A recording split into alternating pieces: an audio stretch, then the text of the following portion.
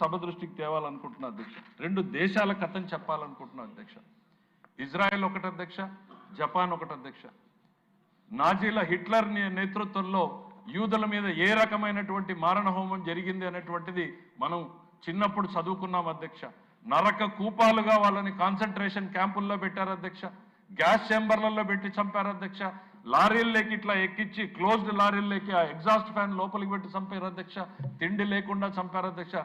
మానవ జాతి చరిత్రలో ఎంత హీనంగా క్రూరంగా చంపొచ్చో ఆ జాతిని సమూలంగా నాశనం చేయాలి అనేటువంటి ప్రయత్నం చేశారు అధ్యక్ష.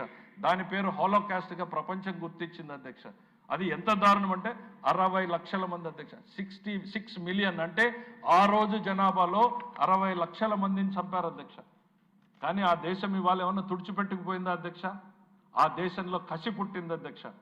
ఆ కసి పుట్టడమే కాదు అధ్యక్ష, ఆ జాతి ఈ మరెన్నటికీ కూడా మరిచిపోకూడదు ఈ దారుణాన్ని అంటూ వాళ్ళొక పాఠ్యాంశంగా పెట్టుకున్నారు అధ్యక్ష. ఒక రోజు కాదు అధ్యక్ష, 1వ తరగతి నుంచి 10వ తరగతి వరకు పాఠ్యాంశాలుగా పెట్టుకున్నారు అధ్యక్ష. ఆ హాలోకాస్ట్ గురించి 1వ తరగతి పిల్లాడి నుంచి 10వ తరగతి వరకు వాళ్ళ గ్రేడ్ పెరిగే కొద్దీ హాలోకాస్ట్ గురించినటువంటి పాఠాలు పెరుగుతాయి అధ్యక్ష. వాళ్ళకి వెళ్తే ఆ మారణ హోమాలు ఎట్లా జరిగాయి అనేటువంటిది ఒక డ్రామాల రూపంలోనూ లేకపోతే ఎనాక్టింగ్ రూపంలోనూ ఆఖరికి ఆ రోజు బతుకున్నటువంటి వాళ్ళ చేత కథనాలు చెప్పించడంతోనూ ఒక్కొక్క సెమిస్టర్ కూడా పెట్టారు అధ్యక్ష హాలోకాస్ట్ మీద. అంటే ఒక జాతి తన చరిత్రను మర్చిపోతే ఆ జాతి ఎప్పటికీ కూడా బాగుపడదు అనేటువంటి సిద్ధాంతాన్ని వాళ్ళు నమ్మారు అధ్యక్ష. అందుకని ఇవాళ ప్రపంచంలోనే ఒక శక్తివంతమైనటువంటి దేశంగా ఎదిగింది అధ్యక్ష. అతి చిన్న దేశం, అనంతపూర్ జిల్లా అంత దేశం అధ్యక్ష.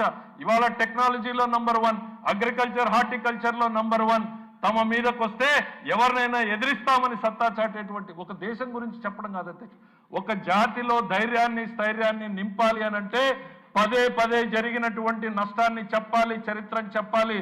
అందుకే చెప్తాను అధ్యక్ష, గత బడ్జెట్లో చెప్పాను అధ్యక్ష, సిగరెట్ తాగడం హానికరం అని ఎట్లా చెప్తారు, వైసీపీ ఈ రాష్ట్రానికి హానికరం అని గతంలో చెప్పాను అధ్యక్ష. ఇప్పుడు మళ్ళీ చెప్తున్నా అధ్యక్ష, వైసీపీ నెవర్ అగైన్ అనేటువంటిది కూడా చెప్పాలి అధ్యక్ష. మనం ఒక్క రోజుతో ఏదో చెప్తే మర్చిపోతాం అనేటువంటిది కాదు అధ్యక్ష.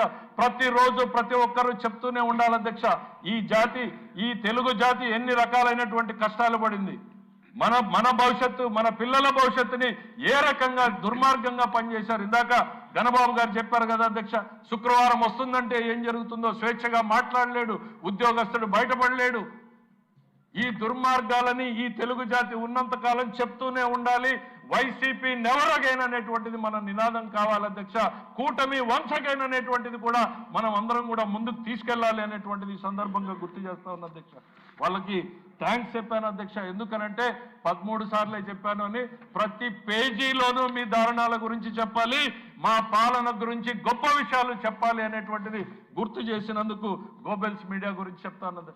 వాళ్ళు చేసింది ఏంది అధ్యక్ష, ఆ రోజు హిట్లర్ ఉన్నాడు, గోబెల్స్ అనేటువంటి వ్యక్తి ప్రపంచానికి ప్రచారం ప్రాపగాండా మినిస్టర్ అధ్యక్ష. వాడి పేరు మీదనే ఈరోజు గోబెల్స్ ప్రచారం అంటారు అధ్యక్ష. ఇవాళ తేడా ఏముంది అధ్యక్ష, ఈ నయా నాజీల పాలనలో వీళ్ళకి ఓ మీడియా సంస్థను పెట్టుకున్నారు అధ్యక్ష గోబెల్స్ ప్రచారం చేయడానికి. ఇవన్నింటినీ కూడా ప్రజలు గుర్తుంచుకునేలా మనం పదే పదే చెప్పకపోతే మన ప్రయారిటీస్ లో మార్పులు వస్తాయి, సమాజం మర్చిపోయే ప్రమాదం ఉంది. ఈ దుర్మార్గుల పాలన గురించి మనము, మన పిల్లలు ఏ రకమైనటువంటి నష్టాలు చూసాం, రాబోయేటువంటి తరం ఏ రకంగా నష్టపోతుంది అనేటువంటిది చెప్పాల్సినటువంటి అవసరం ఉంది అన్నటువంటిది ఈ సందర్భంగా చెప్తున్నా అధ్యక్ష. అదే భావన మన ప్రజల్లోనూ కూడా ఉండాలి అధ్యక్ష. ఇవాళ నరేంద్ర మోడీ గారు ఒక విషయంలో ఆయన ఒక సక్సెస్ అయ్యారు అధ్యక్ష. ఒక కుటుంబ పాలన నుంచి, కుటుంబ ఆరాధన వైపు నుంచి ఒక జాతీయ భావాన్ని తీసుకురావడంలో ఆయన ఈరోజు భారతదేశంలో మోస్ట్ సక్సెస్ఫుల్ గా తీసుకెళ్లారు అధ్యక్ష. భారతదేశంలో మొట్టమొదటిసారి ఒక జాతీయ భావాన్ని గ్రామ స్థాయి నుంచి ఢిల్లీ స్థాయి వరకు కూడా చూడగలుగుతున్నామంటే ఇవాళ ఒక వ్యక్తి తన ప్రయత్నాన్ని మొదలుపెట్టి, ఒక పార్టీ తన ప్రయత్నాన్ని మొదలుపెట్టింది అధ్యక్ష. ఈ రాష్ట్రంలో మనందరి బాధ్యత అనేటువంటిది కూడా గత పాలన చేసినటువంటి దుర్మార్గుల గురించి, దుర్మార్గాల గురించి కూడా గుర్తు చేస్తూనే ఉండాలి. ఈ రాష్ట్రం ఎక్కడ ఏ పరిస్థితుల్లో అధ్యక్ష, తమిళనాడు నుంచి విడిపోయి వచ్చాం, కర్నూలుకు వచ్చాం, హైదరాబాద్ వెళ్ళాం, మళ్ళీ ఇక్కడికి వచ్చాం. ఈరోజు మనకు శక్తి లేదా, ప్రపంచవ్యాప్తంగా మన పిల్లలు లేరా, మనకు ఆలోచనలు లేవా, కానీ స్ఫూర్తినిచ్చేటువంటి నాయకత్వం గత 5 ఏళ్లలో లేకపోవడం మూలాన ఇవాళ దెబ్బతిన్నాం అధ్యక్ష. మళ్ళీ ఈ రాష్ట్రానికి ఆ స్ఫూర్తిని, ఒక దశను, ఒక దిశను ఇచ్చేటువంటి నాయకత్వం రాబట్టే ఈరోజు మళ్ళీ ఈ రాష్ట్రం గాడిన పడి పరుగులు పెట్టేటువంటి ప్రయత్నం చేస్తా ఉంది అధ్యక్ష.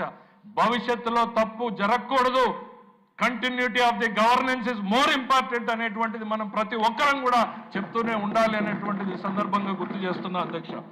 ఇది మన కోసం కాదు అధ్యక్ష, ఈ రాష్ట్రం కోసం, ఈ రాష్ట్రంలో ప్రతి కుటుంబం భవిష్యత్తు కోసం ఇవాళ ఈ కూటమి మళ్ళీ మళ్ళీ రావాల్సినటువంటి అవసరం ఉంది అనేటువంటిది ఈ సందర్భంగా గుర్తు చేస్తా ఉన్న అధ్యక్ష. ఇక బడ్జెట్ల గురించి, ఎందుకంటే అధ్యక్ష వాళ్ళు గుర్తు చేసినందుకు మళ్ళీ ఎక్కువ చెప్పాల్సి వచ్చింది. బడ్జెట్లో సంక్షేమాల గురించి, సంక్షేమం గురించి, అభివృద్ధి గురించి అధ్యక్ష, ఈరోజు ప్రభుత్వంలో బడ్జెట్లో చెప్పినట్టుగానే అంత ఈజీగా ఏం లేదు అధ్యక్ష.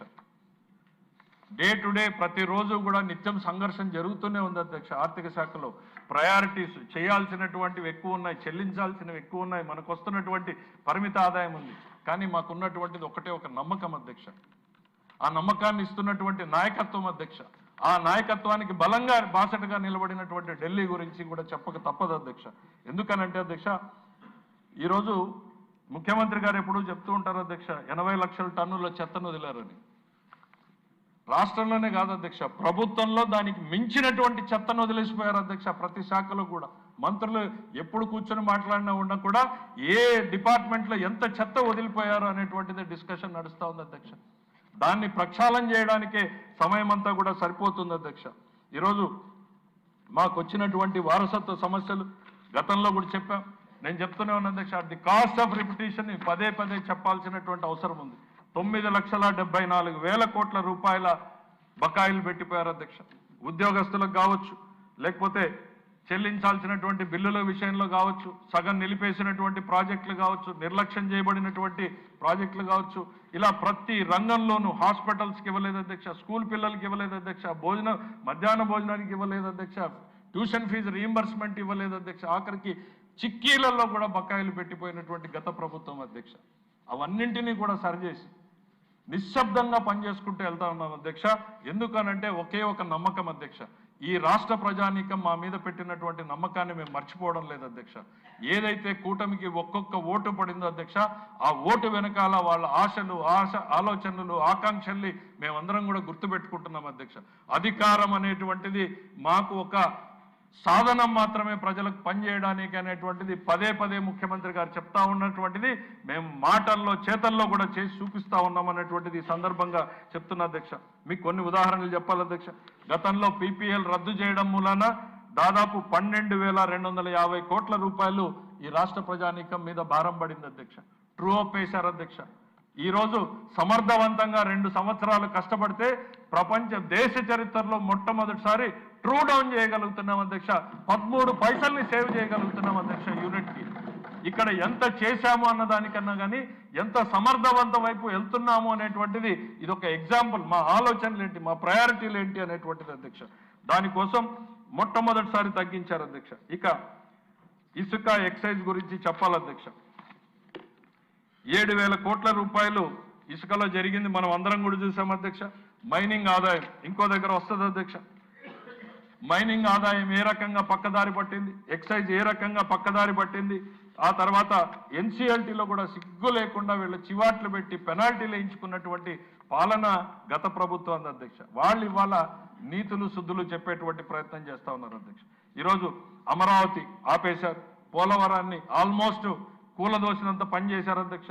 పీపీఏలతోటి ఈ ప్రాజెక్టులని సర్వనాశనం చేశారు. పనిచేసేటువంటి ప్రతి పరిశ్రమని కూడా మూత వేసే దిశగా అడుగులు వేయించారు అధ్యక్ష. మళ్ళీ కేంద్ర ప్రాయోజిత స్పాన్సర్డ్ స్కీమ్స్ అన్నింటినీ కూడా రివైవ్ చేసి దాదాపు 6,600 కోట్ల రూపాయలు వాళ్ళు ఆగిపోతే మేము వచ్చిన తర్వాత అవన్నీ కూడా తీసుకురావడం. ప్రతి ఒక్క రోజు కూడా గత పాలన దుర్మార్గాల నుంచి సరిచేయడానికే సరిపోతుంది అధ్యక్ష. పదే పదే చెప్పాలనుకున్నటువంటిది, ఒక దుర్మార్గుల పాలన పెడితే ఏ రకంగా ఒక తరం నష్టపోతుంది అనేటువంటిది చెప్పే ప్రయత్నమే అధ్యక్ష ఇది. ఈరోజు అన్నింటినీ గాడిలో పెట్టాం అధ్యక్ష. సెంట్రల్లీ స్పాన్సర్డ్ స్కీమ్స్ దాదాపు 85 స్కీమ్లని 18,700 కోట్లను పెట్టి రివైవ్ చేశాం అధ్యక్ష. అధిక వడ్డీలతో తెచ్చుకున్నటువంటి లోన్స్ని ఇప్పటికి రీషెడ్యూల్ చేశాం. దాదాపు ఒక 300 నుంచి 500 వరకు సేవింగ్ వస్తుందని నమ్ముతున్నాం అధ్యక్ష. ఇంకా 1,20,000 కోట్ల రూపాయల అప్పులున్నాయి అధ్యక్ష. వాటిని నిజంగా మేము రీషెడ్యూల్ కాదు అధ్యక్ష, వాటిని మేము తక్కువకి నెగోషియేట్ చేసుకోగలిగితే ఇంకో 1,600 కోట్ల రూపాయలు సంవత్సరానికి వస్తుంది అధ్యక్ష. అంటే 2,000 కోట్ల రూపాయలని ప్రతి సంవత్సరం మనం సేవ్ చేసుకోగలిగితే ఓ స్కీమ్ నడపచ్చు అధ్యక్ష. ఇది చేతిలో ఉండి చేయగలిగింది కూడా చేయలేకుండా ఇదేదో మాది కాదు మేము భరించము అన్నట్టుగా గత పాలన చేసిపోవడం వల్లనే ఈ ప్రభుత్వం అధ్యక్ష వాళ్ళు పెట్టినటువంటి పెండింగ్ బకాయిలు అన్నింటినీ కూడా అధ్యక్ష ఆల్మోస్ట్ ఇరిగేషన్ సెక్టర్లో ఒక దారికి తీసుకొచ్చాం. R&Bలో దాదాపు పేమెంట్స్ అన్ని కూడా చేస్తూ ఉన్నాం. ఇక ఏ రోజు ఏ 6 నెలలకో సంవత్సరానికో మనం స్ట్రీమ్ లైన్ చేసేటువంటి దిశగా తీసుకెళ్తున్నాం అధ్యక్ష. గత పాలనలో వాళ్ళు చేసినటువంటి దాదాగిరికి పోతే అధ్యక్ష ఇవాళ జాతీయ పత్రికలు మాట్లాడుతున్నాయి అధ్యక్ష. నాయుడుగిరి అనేటువంటి కొత్త పదమును సృష్టించారు అధ్యక్ష. నాయుడుగిరి వల్ల ఆ దేశంలోనే అతిపెద్ద పెట్టుబడులు ఈ రాష్ట్రానికి వస్తున్నాయి అనేటువంటిది మనకి కళ్ళ ముందు కనపడతా ఉంది అధ్యక్ష. మీకు ఒక్క మైనింగ్ గురించి చెప్పాలనుకుంటున్నా అధ్యక్ష. 33% ఇవాళ మైనింగ్ అదనంగా పెరిగింది అధ్యక్ష. ఎక్కడి నుంచి పెరిగింది అధ్యక్ష? రాత్రికి రాత్రి కొత్త మైన్లు ఏం రాలేదు. రాత్రికి రాత్రి మైనింగ్ చేస్తున్నటువంటి అంశాల మీద ధరలు పెరగలేదు. కేవలం ట్రాన్స్పరెంట్ విధానాలు, మా జేబులోకి డబ్బులు కాదు మా ఖజానాలోకి డబ్బులు రావాలి అన్నటువంటి విధానాల వల్లనే ఇవాళ 33% ఆదాయం ఒక్క మైనింగ్ సెక్టర్లో పెరిగింది. గతంలో ఈ 33% ఎక్కడికి పోయింది అధ్యక్ష? నేరుగా వాళ్ళ ప్రైవేట్ తాడేపల్లి ఖజానాకు పోయిందంటానికి ఇంతకన్నా వేరే సాక్ష్యం ఏం కావాలని నేను అడుగుతున్నా అధ్యక్ష. ఒక్క మైనింగ్లో 33% ఎవ్రీ ఇయర్ 5 ఏళ్ల పాటు పోయిందే. ఎంత పోయింది అనేటువంటిది లెక్కలేసుకోవాల్సినటువంటి పరిస్థితి అధ్యక్ష. ఇది సామాన్యుడి కడుపు కొట్టడం కాదా అధ్యక్ష? ఇక ఎక్సైజ్లో అధ్యక్ష ఇప్పటికీ 24% మేర అధికంగా వచ్చింది అధ్యక్ష. రాత్రికి రాష్ట్రంలో తాగే వాళ్ళ సంఖ్య పెరగలేదు కానీ ఆదాయం మాత్రం పెరిగింది. ఎందుకు పెరిగింది అనంటే కళ్ళ ముందు చూస్తూనే ఉన్నాం అధ్యక్ష. మైనింగ్లో జరిగిన దానికన్నా 10 రెట్లు ఎక్కువ జరిగింది ఎక్సైజ్లో అనేటువంటిది. ఏ రకమైనటువంటి అవినీతి జరిగింది? 24% రాష్ట్ర ఖజానాకు పెరిగింది అధ్యక్ష. గతంలో 24% ఎక్కడ పోయింది అధ్యక్ష? వాళ్ళ తాడేపల్లి ఖజానాకు పోయినట్టే కదా అధ్యక్ష. ఇవాళ సిట్ ఎంక్వైరీలు అవన్నీ వెలుగులోకి వస్తున్నాయి కదా అధ్యక్ష. ఒకవైపు జే బ్రాండ్లతోటి ప్రజల ప్రాణాలతోటి చెలగాటం, మరోవైపు మనకు రావాల్సినటువంటి ఆదాయాన్ని పక్కదారి పట్టించేటువంటి ప్రయత్నం. ఇది గత పాలనకి ఈ పాలనకి తేడా ఏంది అనేటువంటిది ప్రతి నిమిషం ప్రజలు గుర్తు చేసుకోవాలి అధ్యక్ష. మరి మేమేం చేస్తున్నాం అధ్యక్ష? ఒకవైపు ఈ సిస్టమ్ ఎఫిషియన్సీని పెంచుతూ మరోవైపు సంక్షేమ కార్యక్రమాల్లో ఎక్కడా కూడా తగ్గకుండా పనిచేస్తా ఉన్నాం అధ్యక్ష. తల్లికి వందనం 67.27 లక్షల మందికి ఇస్తున్నాం అధ్యక్ష. దాదాపు వాళ్ళు ఇచ్చిన దానికన్నా 50% ఎక్కువ మందికి ఈ ప్రభుత్వం ఇస్తోందని గర్వంగా చెప్తున్నాను అధ్యక్ష. ఏడాదికి 3 సిలిండర్లు ఉచితంగా అధ్యక్ష. బయట కూర్చుని మీరు 600 పెట్టారు 700 పెట్టారు అనేటువంటిది. నేను ఒక్కటే అడగదలుచుకున్నా అధ్యక్ష వాళ్ళని, ఏ ఒక్క తల్లి నుంచైనా చెల్లి నుంచైనా మీకు మా కంప్లైంట్ వచ్చిందా నా గ్యాస్ సిలిండర్కి సబ్సిడీ రాలేదు అని చెప్పి నేను అడుగుతున్నా అధ్యక్ష. ఏ ఎంఆర్ఓ ఆఫీస్లో అయినా లేక ఏ ఎండిఓ ఆఫీస్లో అయినా లేక మీ ఏ నాయకుడైనా కానీ చెప్పగలడా మాకు గ్యాస్ సిలిండర్కి డబ్బులు రాలేదు అని? గర్వంగా చెప్పగలుగుతున్నాం అధ్యక్ష. ప్రతి సిలిండర్కి మేము డబ్బులు పే చేస్తున్నాం అనేటువంటిది. దానికోసం దాదాపు 3,000 కోట్ల రూపాయలని గతంలో ఖర్చు పెట్టాం అధ్యక్ష. ఇక అన్నదాత సుఖీభావ కింద అధ్యక్ష 48 లక్షల మందికి అధ్యక్ష 6,000 కోట్లని ఇప్పటికే రిలీజ్ చేయడం జరుగుతూ ఉంది అధ్యక్ష. ఎక్కడా కూడా ఒక్క పథకాన్ని కూడా ఆలస్యం చేయకుండా చేస్తా ఉన్నాం అనేటువంటిది చెప్తా ఉన్నాం అధ్యక్ష. ఇక డిఎస్సి గురించి అధ్యక్ష ఎన్ని అడ్డంకులు పెట్టారు అధ్యక్ష. మేము తొలి సంతకం పెట్టామని ఆ డిఎస్సి జరగకూడదని అంటే ఖచ్చితంగా లోకేష్ గారిని అభినందించాలి అధ్యక్ష. ఏ ఒక్క లీగల్ లేకుండా ఎక్కడ ఏ రకమైనటువంటి చట్టపరమైన ఇబ్బందులు రాకోకుండా వాళ్ళు కోర్టులకు వెళ్తున్నారని తెలుసు, ఆపేసే ప్రయత్నం చేస్తున్నారని తెలుసు. దానికి 10 రెట్లు ఎక్కువ శ్రమపడి మేము చట్టపరంగా ఎటువంటి ఇబ్బందులు రాకుండా ఆ 15,000 మందికి ఉద్యోగాలు ఇప్పించగలిగాం. ఖచ్చితంగా ఐటీ మినిస్టర్ని అభినందించక తప్పదు అనేటువంటిది ఈ సందర్భంగా తెలియజేస్తాం అధ్యక్ష. ఇక అర్చకులకు, మత్స్యకారులకు, న్యాయ బ్రాహ్మణులకు, లాయర్లకు, ప్రతి వర్గానికి కూడా ఏవైతే ప్రామిస్ చేశామో అవన్నీ కూడా డెలివరీ చేయడం జరుగుతుంది అధ్యక్ష. గీత కార్మికులకు మద్యం షాపుల్లో రిజర్వేషన్లు ఇవ్వడం జరుగుతుంది. గనులు లీజ్ తీసుకున్నటువంటి వడ్డెర కార్మికులకు సీనియరైజుల్లో మినహాయింపునివ్వడం జరుగుతోంది అధ్యక్ష. ఇక రహదారుల విషయంలో ఎక్కడా కూడా కాంప్రమైజ్ లేకుండా, పాట్ హోల్స్ అనేటువంటివి లేకుండా ఇంప్రూవ్ చేస్తున్నాం అధ్యక్ష. చాలా మా ఆర్ఎండ్బి మినిస్టర్ గారైతే నిత్యం పోరాటమే ఉంటుంది అధ్యక్ష. ఎందుకనంటే ఒకవైపు